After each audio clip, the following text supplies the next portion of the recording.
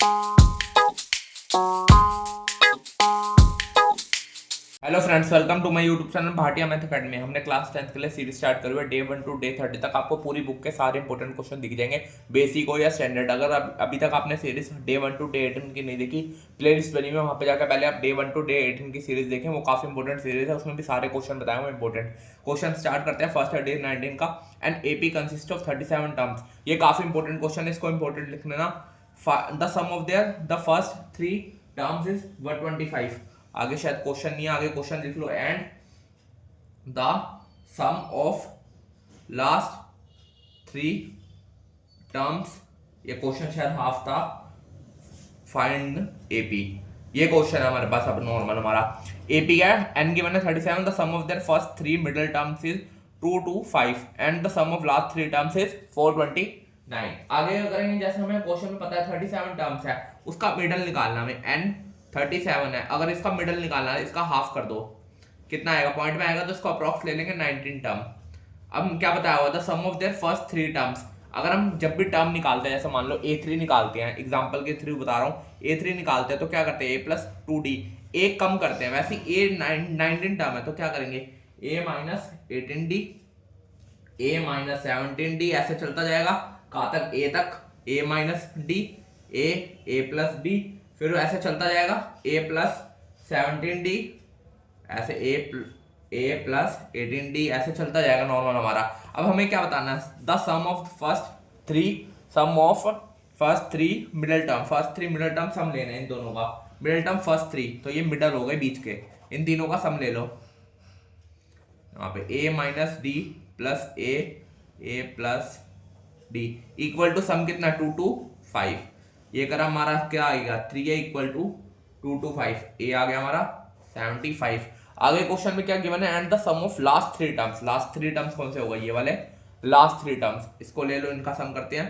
The sum of last 3 terms, इनका sum ले लो। A plus 17D 18D, इन सबका ले लो 18D, A plus 17D, A plus 16D equal to किसके बराबर, 429।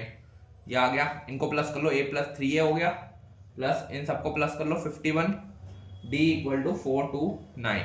यहाँ पे A की वैल्यू डाल दो, यहाँ पे A की वैल्यू डाल दो। 3 multiply 75 plus 51D equal to 451D 429 minus इसको मल्टीप्लाई कर लो 15 2 to 5। ये आ गया। D की वैल्यू बता दो क्या आएगा आपका आंसर यहाँ तक। अब D की वैल्यू यहाँ पे माइनस कर लो, 429 माइनस 2 to 5 अपॉन में 55। इसका आंसर आप कमेंट करें D आपका क्या आ रहा है यहाँ तक नॉर्मल। काफी इंपॉर्टेंट क्वेश्चन है, बेसिक हो या स्टैंडर्ड, दोनों में काफी इंपॉर्टेंट क्वेश्चन है। वैसे स्टैंडर्ड के लिए क्वेश्चन है, स्टैंडर्ड के पेपर में आता है, पर बेसिक का कुछ पता नहीं है, बेसिक में भी आ सकता है इसका। बस आपको ये टर्म्स याद करनी है। मैंने डे 16 में भी ऐसा क्वेश्चन एक करवाया था, वो भी जरूर देखना, वो भी काफी इंपॉर्टेंट है, वो हमेशा आता है क्वेश्चन। ये हो गया क्वेश्चन। अगला क्वेश्चन देखो, प्रूफ वाला, ये काफी इंपॉर्टेंट क्वेश्चन है। प्रूव दैट, ये स्टैंडर्ड का, ये नॉर्मल स्टैंडर्ड पेपर में आता है normal. Prove that cos theta minus sin theta plus 1 upon में cos theta plus sin theta minus 1। हमें ये प्रूफ करना है सिंपल। जब भी ऐसा क्वेश्चन आपको दिखे ना नॉर्मल, सबसे पहले रैशनलाइज कर देना, इसको रैशनलाइज कर दो, इसको जो ये है इसको सेम उतार दो। ये बस स्टेप इसके याद कर लेना, ये वाले स्टेप इंपॉर्टेंट है, क्वेश्चन काफी है।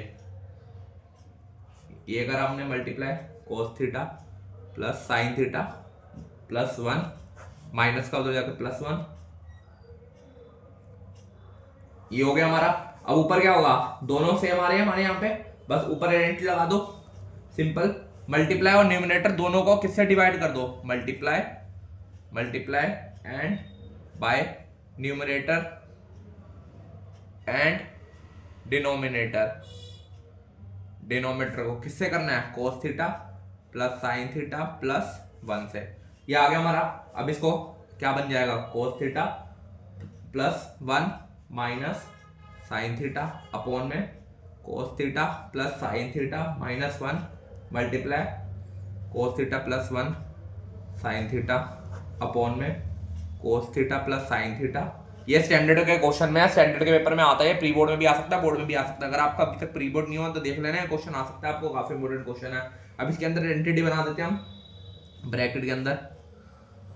ये आ गया, आइडेंटिटी लगा दो, cos थीटा प्लस 1 का whole square minus sine square theta इसके cos theta plus sine theta का होल स्क्वायर -1, ये हो गया। ये क्या था, a minus B A plus B, A minus B A plus B, तो क्या होता है A square minus B square, A square minus B square. ये आ गया हमारे यहाँ तक। अब इसको क्या करेंगे, ओपन कर दो, cos square theta plus 1 plus 2 cos theta minus sine square theta, ये हो गया। ऐसे नीचे करा दो, sign square theta plus 2 cos theta sine theta -1, यहां तक हो गया हमारा। आगे क्या करना है बस, अब इसमें क्या करेंगे, अब ब्रैकेट बना देंगे इन दोनों में, simple cos square theta plus 2 कोस थीटा प्लस 1 माइनस, ब्रैकेट के अंदर लिख रहा हूं मैं इसको, अपॉन में cos square theta plus sign square theta, ये तो हो गया हमारा 1 plus 2 cos theta sine theta -1, ये आ गया हमारा। इसको क्या लिख सकते हैं, कोस स्क्वायर थीटा सीधा लिख देते हैं,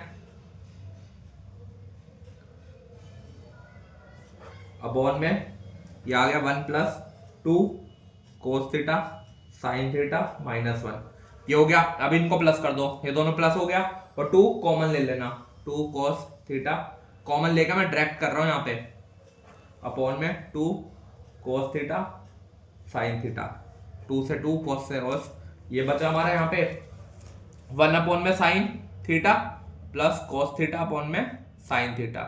अब 1 अपॉन में साइन, इसका उल्टा क्या होता है हमारा, कोस थीटा, इसका होता है कोट थीटा, ये हमें प्रूफ करना था, हो गया हमारा प्रूफ।